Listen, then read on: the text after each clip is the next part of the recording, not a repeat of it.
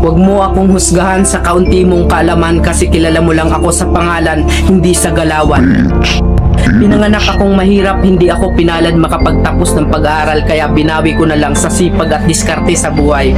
Oo, wala akong pinag-aralan pero kaya kong kumita sa lansangan na hindi mo makukuha sa taas ng iyong pinag-aralan. Bago mo ako husgahan, daanan mo muna lahat ng napagdaanan ko para malaman mo kung sino at bakit ako ganito. Huwag mo husgahan ng isang tao dahil sa natapos niya, dahil minsan kahit yung mga taong hindi man humahawak ng diploma, daig pa nila yung nakagraduate ng may corona. Bawat tao may kanya-kanyang kwento sa buhay, kaya bago mo sila husgahan, alamin mo muna ang kanilang pagkatao at tingnan mo muna ang sarili mo. Baka malala ka pa sa tinitira mo.